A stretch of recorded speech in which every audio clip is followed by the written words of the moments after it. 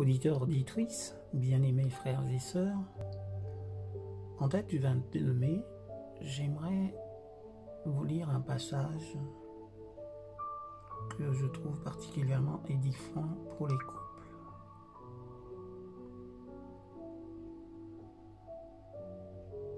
D'un auteur qui s'appelle Gary Chapman.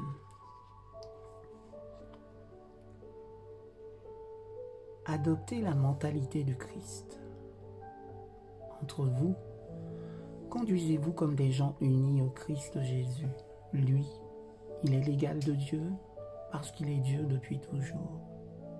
Pourtant, cette égalité, il n'a pas cherché à la garder à tout prix pour lui. Mais tout ce qu'il avait, il l'a laissé. Il s'est fait serviteur, il est devenu comme les hommes. Et tous voyaient que c'était bien un homme.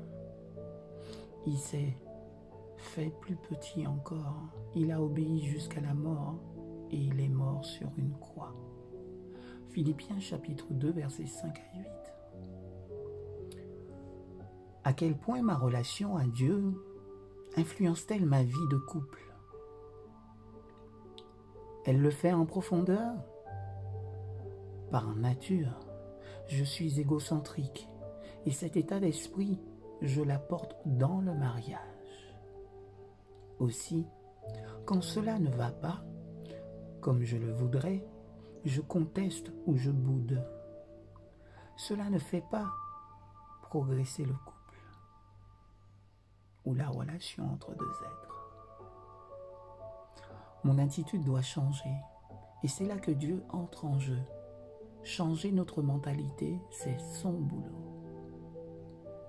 L'apôtre Paul nous enjoint d'avoir le même état d'esprit que le Christ. Qu'est-ce que cela signifie? Il est désireux de descendre du ciel vers la terre afin de s'identifier à nous, une initiative que certains traduisent par se vider de lui-même ou devenir rien. Une fois devenu homme, il a même tenu à descendre encore d'un cran en mourant pour nous. L'attitude de Jésus est par excellence celle d'un amour et d'un service sacrificiel. Si j'adopte cette même mentalité, mon mariage progressera ou ma relation progressera. Mes recherches m'ont conduit à établir que dans toute l'histoire des États-Unis, il n'est jamais arrivé qu'une femme assassine son mari pendant que celui-ci faisait la vaisselle. Pas une seule. Cela peut nous faire rire, mais cela devrait nous interpeller. Il peut sembler impossible de se consacrer à une attitude de dévouement, mais c'est une erreur. Ne sous-estimez jamais la puissance de Dieu pour transformer un individu qui le désire. Seigneur Jésus, ton attitude d'humble dévouement me confond. Je n'arrive même pas à saisir la portée de ce qui t'a poussé à abandonner tant de grandeur pour entrer dans les limites humaines et mourir pour nous. Merci Seigneur.